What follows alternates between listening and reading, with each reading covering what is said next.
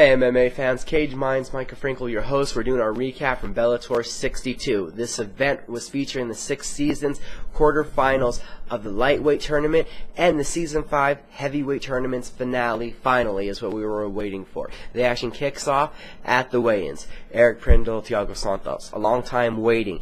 Bellator 59, an illegal low blow from Thiago Santos, ends up that bout being a no contest. Bellator 61, some weight problems for Thiago Santos, and Eric Prindle, being under the weather with the flu, nullifies that matchup. We move on to Bellator 62 at the weigh-ins. Thiago Santos comes in overweight. They're in for forfeiting the tournament to the American soldier Eric Prindle, who will now get his title shot in this Bellator 6 season versus Bellator heavyweight champion Cole Conrad. That should be a good fight. We'll move on now to the action that actually happened Friday night.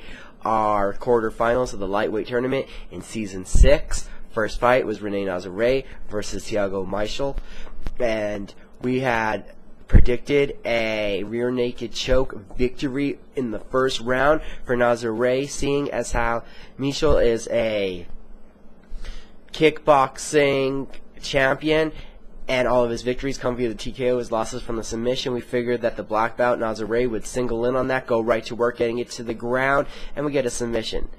Actually, what happened in the fight is Michel does have a giant advantage in the striking, picking his opponent apart. Nazare wanted nothing to do with it, did try to get it to the ground. In the entire fight, did get 4 takedowns, 1 in the first round, 1 in the third, and 2 in that second. But really inflicted little damage, never really throwing up a submission, not really putting his opponent Michel in any kind of trouble.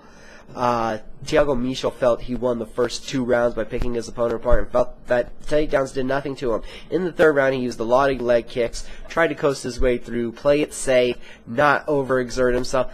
We went to the judges' scorecards, and with a 29-28, 28-29, 29-28 split decision victory, Thiago Michel will advance to the semifinals and learns a valuable lesson to not coast, to always go after it because his opponent wasn't giving up. He doesn't need to either.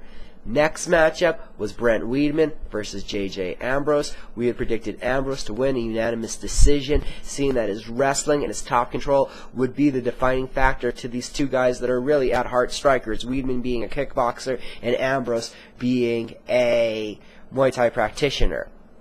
They exchanged, and within the first minute, Brett Weidman was able to land a jab that dropped Ambrose. After that, they were just going to the ground. J.J. Ambrose did try to secure 2 Darish chokes. Both were ineffective, and both times Brent Weidman was able to change positions, get on top. When that situation then occurred in the second round, Brent Weidman was able to force his opponent into a very unorthodox choke that we don't see that often, the Von Flue choke, like a modified triangle from the other side of the body without getting yourself all the way out and pushing on the person, but it's the same kind of carotid artery that you're choking and squeezing, and a second round Von Flue choke victory for Brett Weidman, who advances also to the Bellator semifinals.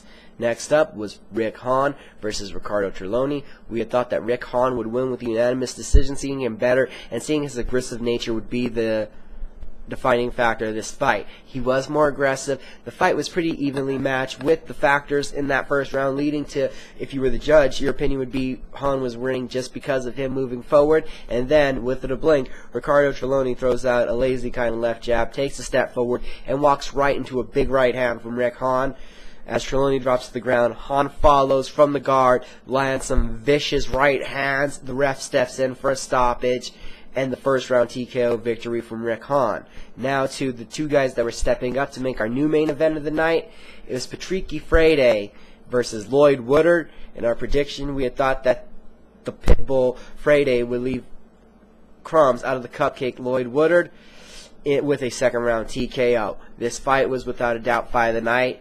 One of the most entertaining fights to this point in the year so far that we've seen. Both men came out with reckless regard for their own safety, both looking for the knockout, just trying to get the job done.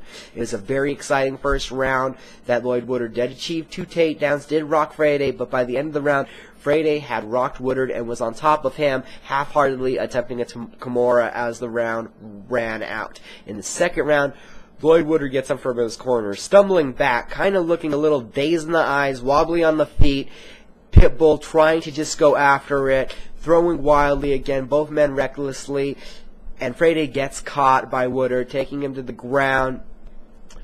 Woodard then is able to get on top, start pressuring around, goes for an Kimura attempt. They rolled around in a transition where Friday is able to get back to top position, but Woodard kept control of the Kimura a la Frank Mir, flipped it back over, and ends up getting the tap, and it looked to dislocate Friday's left elbow. A tremendous win for Lloyd Woodard, advancing now as our fourth member of the semifinals. So what we know for the Bellator semifinals is that they will be April 20th at Bellator 66. Thiago Michel will take on Brent Weidman, and Rick Hahn will take on Lloyd Woodard to get to the Bellator Season 6 lightweight tournament finals. It was a great night of fights, incredible action. We're not counting our heavyweight pick on this one. We're going down to that we only had 4 because we do predictions according to guys getting in the cage, being professional, making weight, and actually fighting.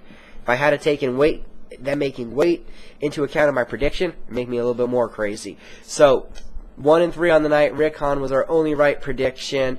He is now the favorite, I imagine, in this Bellator tournament now that Patrick Friday is out. Can't wait to see Hahn versus Woodard.